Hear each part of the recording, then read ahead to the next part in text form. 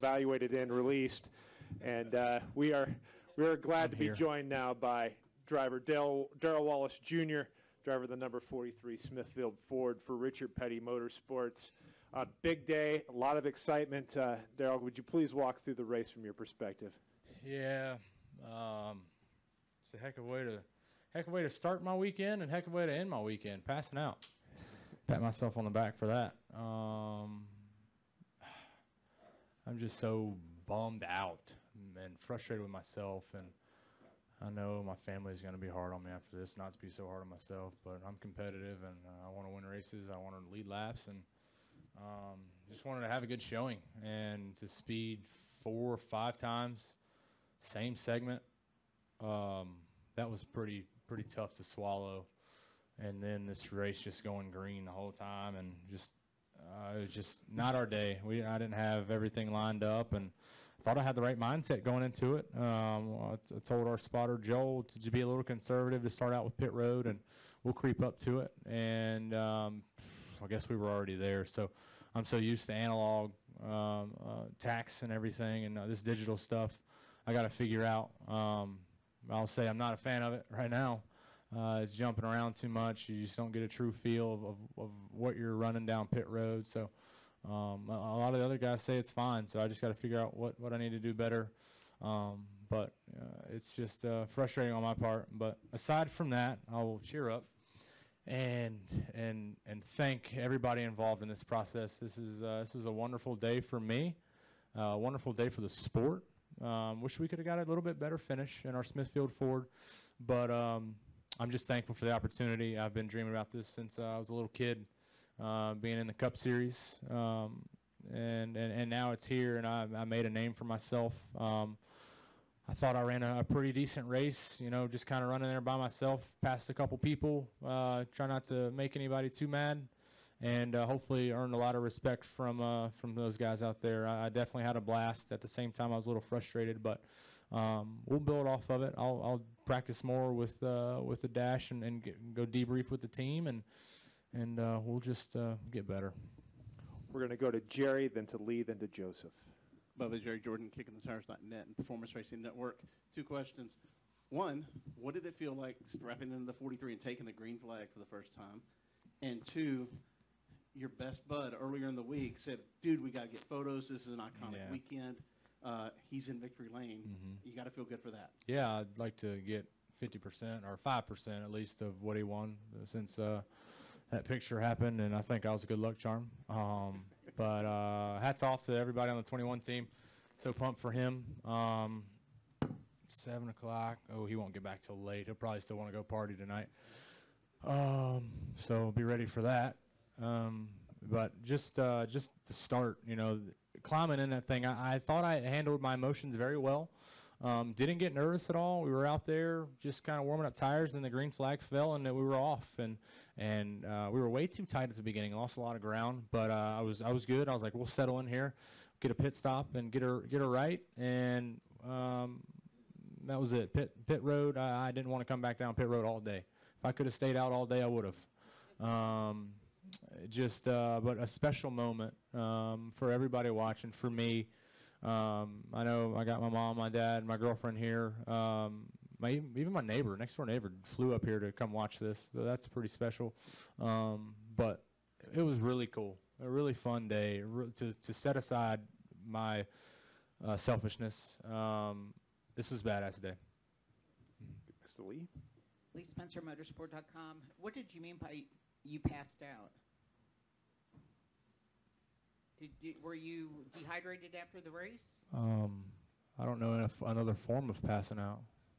I'm sorry? I don't know another form of passing out. There's only one way to pass out. I just kind of looked at I don't know what I was looking at. And then all of a sudden I was like, all right, let's go to victory lane. Let's go congratulate Ryan. So I'm all good.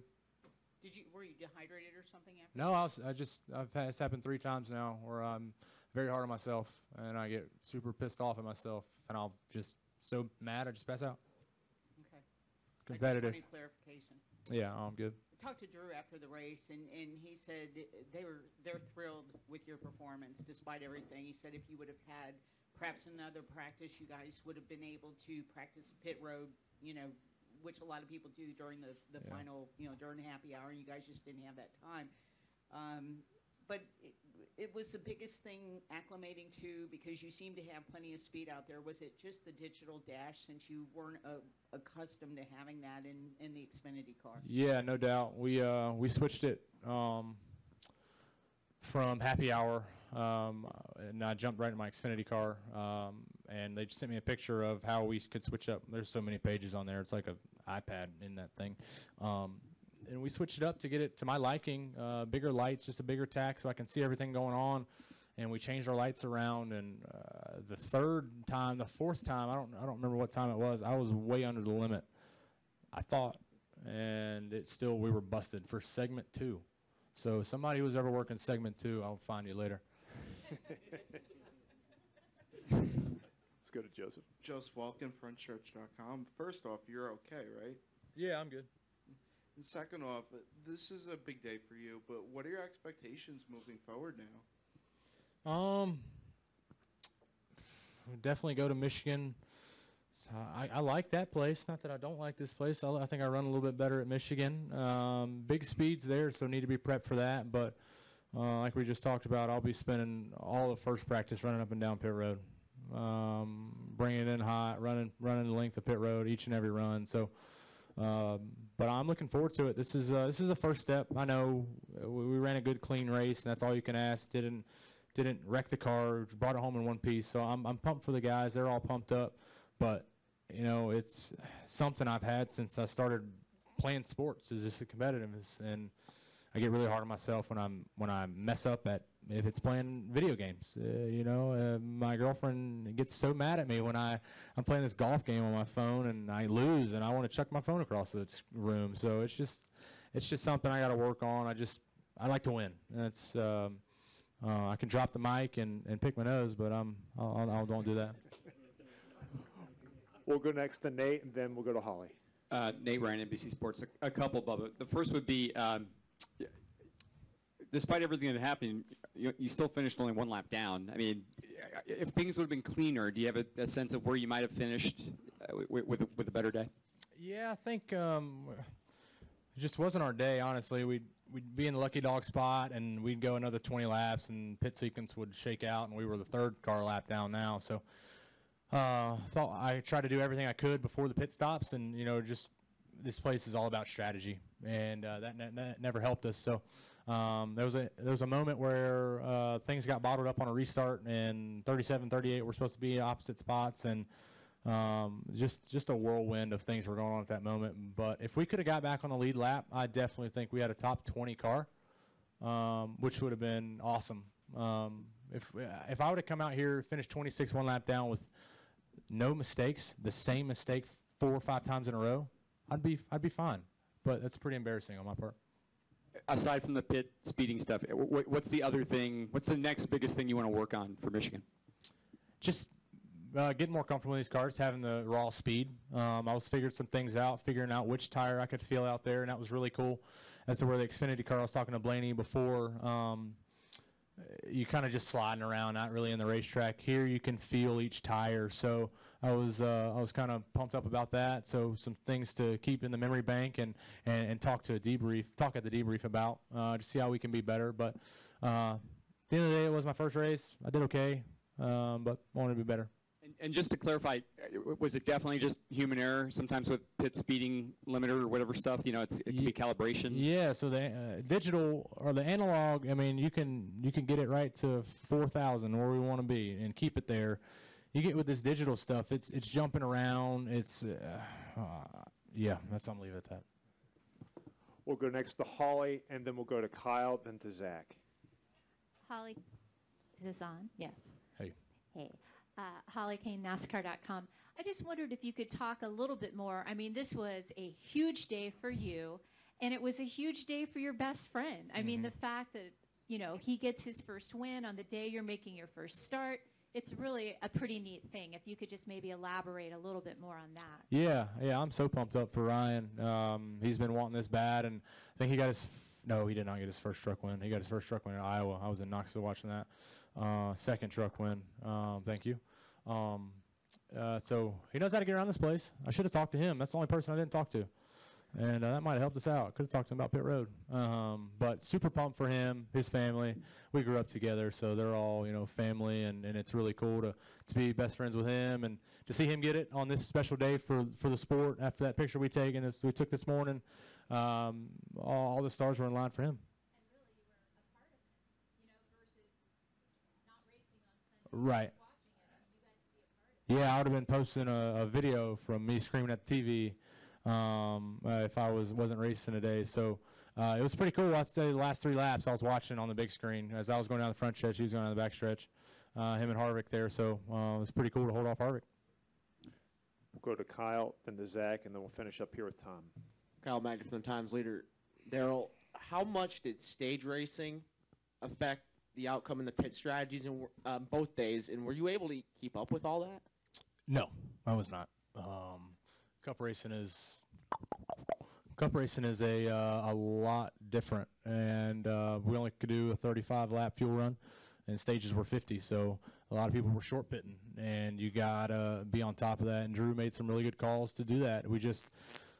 First trip down pit road cost us, and that put us behind the 8 ball the rest of the day. And I think yesterday. I don't even want to talk about yesterday. I was so bored yesterday. But today, it's something I like the stage racing. It breaks it up. It gives you a break. Lets you regather your thoughts. Try a different strategy for that next stage. Just didn't work out for us. You had such a strong car at Dover last week, and I know you were saying how hard you are on yourself. Was that the best ever Xfinity car you've had in your career?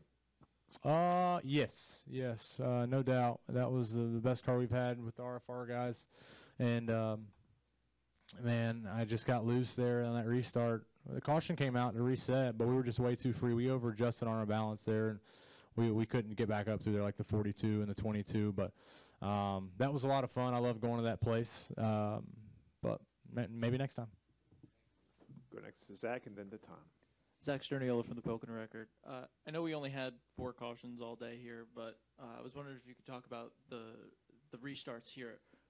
Obviously, it's always a kind of a storyline and how much everyone fans out. What was that like from your perspective as your first Cup start? Yeah, I think I was a little bit too far back in the field to really be in the eye of the storm and get to experience that.